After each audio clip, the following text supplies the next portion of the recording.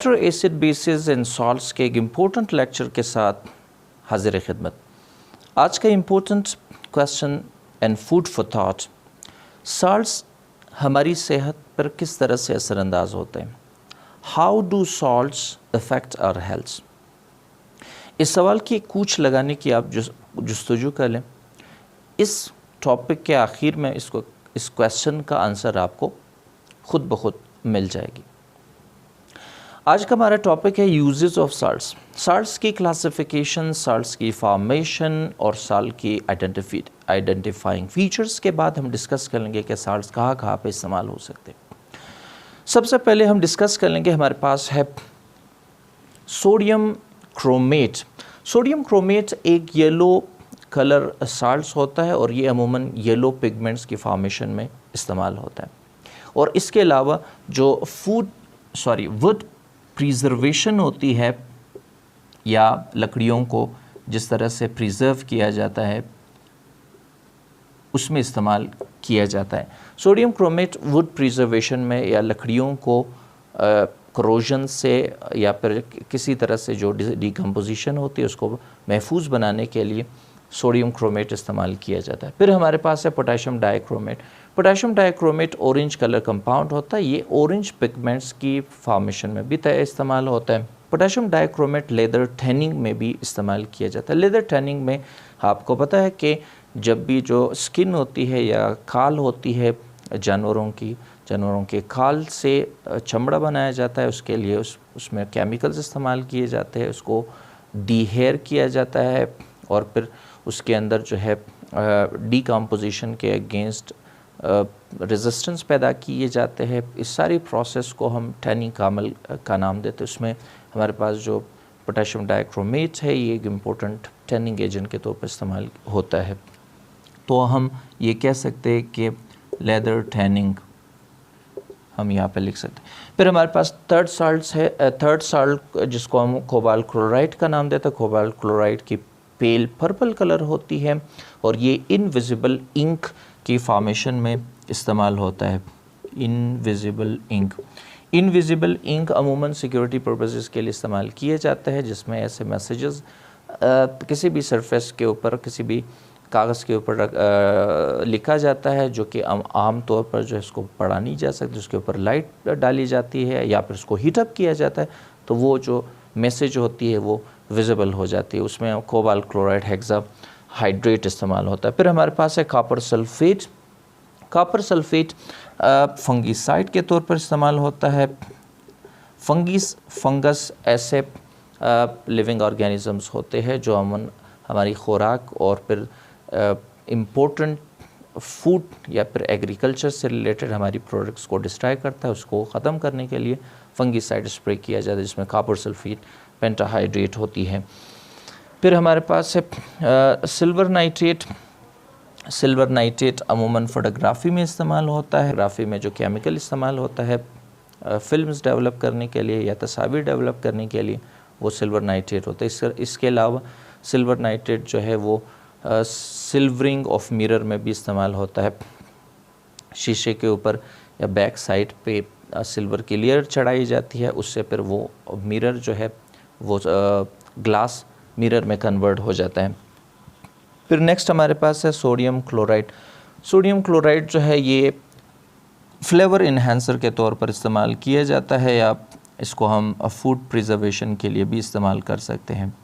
Food preservation के लिए या फिर प्रिजर्वेशन या फिर इसमें फूड में जो फ्लेवर पैदा करना होता है या जायका उसका डेवलप करना होता है उसके लिए सोडियम क्लोराइड इस्तेमाल किया जाए। फिर हमारे पास मोनोसोडियम ग्लूटामेट है। मोनोसोडियम ग्लूटामेट ये फ्लेवर इन्हांसर के तौर पर स्पेसिफ़िकली, जिसको हम चाइनीज़ साल्ट का नाम देते हैं, ये स्पेसिफ़िकली फ्लेवर इन्हांसर के तौर पर हमारी खुराक में इस्तेमाल होता है। इसके बाद हमारे पास है सोडियम सिलिकेट। सोडियम सिलिकेट ये जो ग्लास मेकिंग होती है या शीशा साजी होती है उसमें सोडियम सिलिकेट इस्तेमाल होता है। फिर हमारे पास पोटेशियम नाइट्रेट और फिर अमोनियम फॉस्फेट, ये दो कंपाउंड है। पोटेशियम नाइट्रेट और अमोनियम फॉस्फेट जो है ये फर्टिलाइज़र के तौर पर इस्तेमाल होता है। फर्टिलाइज़र्स ऐसे केमिकल्स होते हैं, सॉइल होती है, उस सॉइल की फर्टिलिटी या ज़रखेज़ी जब कम हो जाती है तो उसको जो फर्टिलाइज़र्स होती है फर्टिलाइज़र डाला जाता है, उसके अंदर जो भी स्पेसिफिक में न्यूट्रेंट्स होती है, मिनरल्स होता है, वो ज़मीन के वाया जो है वो प्लांट्स के अंदर शामिल हो जाता है। इस तरह से प्लांट्स को अपनी खुराक जो है उसमें कार्बोहाइड्रेट, प्रोटीन सिंथेसाइज करने में मदद मिलती है। इसी तरह से हमारे पास है निकल क्लोराइड। निकल क्लोराइड के हवाले से हम ये कहेंगे कि निकल क्लोराइड की जो कलर होती है वो ग्रीन होता है और इसको पिगमेंट फॉर्मेशन के लिए इस्तेमाल किया जाता है। फिर कैडमियम सल्फेट और लेड क्रोमेट, ये दोनों कंपाउंड जो है ये येलो कलर के हामिल होता है और इसको जो येलो पिगमेंट्स होती है जो बाद में पेंट्स में इस्तेमाल किए जाते हैं उसमें कैडमियम सल्फाइड और फिर इस तरह से लेड क्रोमेट इस्तेमाल होता है। फिर कॉपर टेट्रामाइन सल्फेट, ये इसका कलर जो है इंटेंस ब्लू होती है और ये जितने भी जो ब्लू पिगमेंट्स होती है, ब्लू पिगमेंट्स के फॉर्मेशन में कॉपर टेट्रामाइन सल्फेट इस्तेमाल होता है। फिर हमारे पास है सोडियम टारटारेट। सोडियम टारटारेट ये बाइंडिंग एजेंट के तौर पर इस्तेमाल होता है। ये फूड एडिटिव्स में ये फूड एडिटिव होती है और फूड बाइंडिंग एजेंट के तौर पर इस्तेमाल किया जाता है। बाइंडिंग एजेंट से ये मतलब है कि हम जितने भी जेलीज़ होती है उसके अंदर स्टिकीनेस पाया जाता है। फिर मार्जरीन होता है, इसके कंपोनेंट्स को एकजा रखने के लिए अमूमन जो सोडियम टारटारेट होती है इस्तेमाल किया जाता है। फिर हमारे पास है पोटेशियम बायटारटारेट। पोटेशियम बायटारटारेट ये पीएच रेगुलेटर के तौर पर इस्तेमाल होता है अमूमन, या इसको जो माइक्रोबियल एक्टिविटीज़ होती है उसको कम करने के लिए, इसको ख़त्म करने के लिए पोटेशियम बायटारटारेट इस्तेमाल किया जाता है। तो पीएच ये पीएच रेगुलेटर के तौर पर इस्तेमाल किया जाता है। इसी तरह से हमारे पास सोडियम सिट्रेट है। सोडियम सिट्रेट इसी तरह से सोडियम सिट्रेट भी ये एसिडिटी रेगुलेटर के तौर पर इस्तेमाल होता है। रेगुलेटर तो एसिडिटी रेगुलेटर जो फिर ये फूड एडिटिव के तौर पर इस्तेमाल किया जाता है। फूड एडिटिव का मतलब खाने के अंदर शामिल किए जाने वाले ऐसे सब्सटेंसेस जो हमारी खुराक के अंदर एसिडिटी को बैलेंस कर ले। हमारे पास नेक्स्ट साल्ट है magnesium sulphate heptahydrate. Magnesium sulphate heptahydrate ये परगेटिव मेडिसिन के तौर पर इस्तेमाल किया जाता है। परगेटिव मेडिसिन ऐसी मेडिसिन होती है जो हमारी डाइजेस्टिव सिस्टम की एफिशिएंसी को इम्प्रूव करता है। इससे ये होता है कि खुराक जो हमारी डाइजेस्टिव सिस्टम की एक हिस्से से दूसरी हिस्से तक आसानी से ट्रांसफ़र हो सकती हैं। फिर नेक्स्ट हमारे पास है अमोनियम क्लोराइड। अमोनियम क्लोराइड अमूमन काफ मेडिसिन के लिए इस्तेमाल किया जाता है। जितने भी फार्मास्यूटिकल इंडस्ट्रीज़ होती है इसका मकसद काफ मेडिसिन के लिए अमोनियम क्लोराइड को इस्तेमाल करना होता है। सोडियम और फ्लोराइड साल्ट। सोडियम और फ्लोराइड साल्ट जो हमारी टीथ होती है उसकी प्रोटेक्शन के लिए इम्पोर्टेंट रोल अदा करता है। इसके अलावा जो बीपी ब्लड प्रेशर होता है रेगुलेटर के तौर पर भी इस्तेमाल होता है सोडियम फ्लोराइड साल्ट्स। फिर हमारे पास है कैल्शियम साल्ट। कैल्शियम साल्ट जो है ये हमारी जो हड्डियाँ होती है, बोन्स होते हैं, ये हमारी बोन्स की हार्डनिंग के लिए इम्पोर्टेंट रोल अदा करता है। फिर हमारे पास है calcium sulphate dihydrate. Calcium sulphate dihydrate को हम प्लास्टर ऑफ पेरिस का भी नाम देते हैं। प्लास्टर ऑफ पेरिस ये अमूमन फ्रैक्चर बोन्स के लिए इस्तेमाल किए जाते हैं, या फिर अमूमन जो वॉल्स होती है या फिर सीलिंग्स होती है, सीलिंग्स की डेकोरेशन पर्पसेस के लिए भी लोकली इस्तेमाल किया जाता है। तो ये कैल्शियम सल्फेट जो है फ्रैक्चर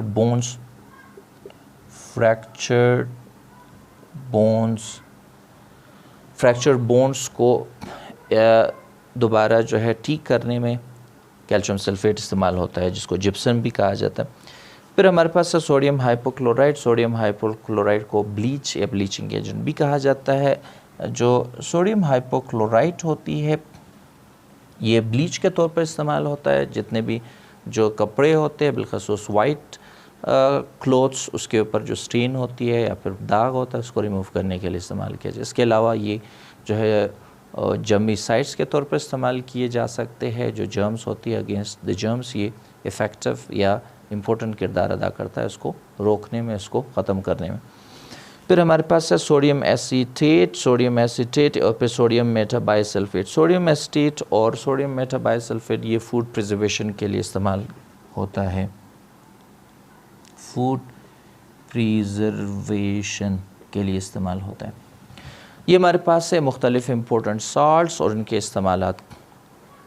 वीडियो के शुरू में सवाल ये पूछा था कि जो साल्ट्स होती है वो हमारी सेहत के ऊपर क्या असर जो है वो डालता है, या फिर how do salts effect our health. इसका जवाब ये है कि मुख्तलिफ जो साल्ट्स होते हैं वो मुख्तलिफ़ तरह से हमारी सेहत के ऊपर असरअंदाज होते हैं।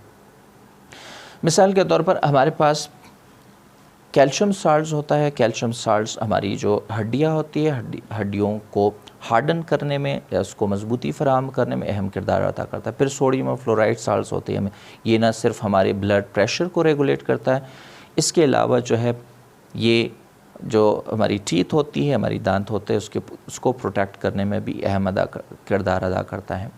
फिर इसी तरह से हमारे पास है परगेटिव मेडिसिन के तौर पर इस्तेमाल होने वाला मैग्नीशियम सल्फ़ेट। मैग्नीशियम सल्फ़ेट जो है ये हमारी डाइजेस्टिव सिस्टम की एफिशिएंसी को इम्प्रूव करने के लिए इस्तेमाल होता है। फिर कुछ ऐसे साल्ट्स भी होते हैं जो हमारी सेहत के ऊपर नुकसानदेह असरात मुरतब करते हैं।